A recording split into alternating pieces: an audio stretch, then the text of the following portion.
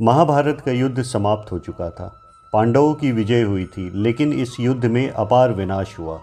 श्री कृष्ण ने धर्म की रक्षा के लिए इस युद्ध में महत्वपूर्ण भूमिका निभाई थी। परंतु युद्ध के बाद एक और त्रासदी घटित हुई, और वह त्रासदी थी यदुवंश का विनाश और स्वयं श्री कृष्ण का प्रस्थान। नमस्कार दोस्तों, द वैदिक आस्था में आपका स्वागत है। दोस्तों, महाभारत के युद्ध के कुछ समय बाद यदुवंशियों में अहंकार बढ़ गया। एक बार श्री कृष्ण के पुत्र सांब ने अपने कुछ साथियों के साथ मिलकर ऋषियों के साथ मजाक किया। सांब के मित्रों ने सांब को स्त्री का वेश देकर ऋषियों से पूछा कि यह स्त्री किस पुत्र को जन्म देगी। ऋषियों ने इस अपमान पर क्रोधित होकर श्राप दिया और कहा कि यह बालक एक लोहे का मूषल उत्पन्न करेगा और वही मूषल यदुवंश का विनाश करेगा। श्री कृष्ण को जब यह ज्ञात हुआ तो उन्होंने वह मूषल चूर्ण करवाकर समुद्र में फेंकवा दिया, परंतु नियति को कौन टाल सकता था। समय बीता। एक दिन द्वारका में यदुवंशी एक साथ तीर्थ यात्रा पर प्रभास क्षेत्र गए। वहां नशे में चूर्ण होकर आपस में विवाद हुआ।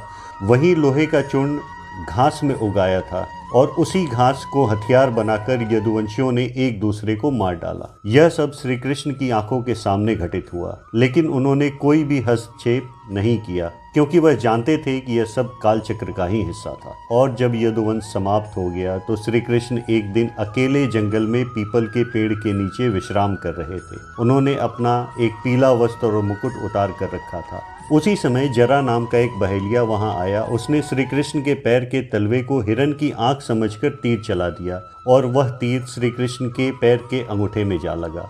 जब जरा पास आया तो उसने देखा कि उसने भगवान श्री कृष्ण को घायल कर दिया है और वह भय से कांप उठा।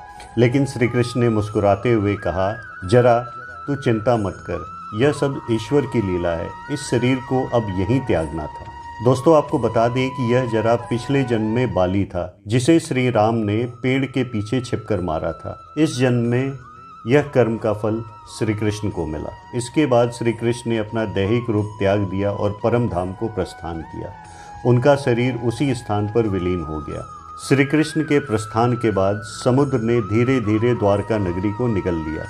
आज भी कहा जाता है कि द्वारका का शहर समुद्र के अंदर है। दोस्तों, यह कहानी हमें यह सिखाती है कि चाहे कोई कितना भी महान क्यों ना हो, संसार में कोई अस्थाई नहीं है। हर कर्म का फल निश्चित है और ईश्वर भी अपने कर्मों से बंधे होते हैं जब वे मानव रूप में अवतरित होते हैं। इस वीडियो में बस इतना ही।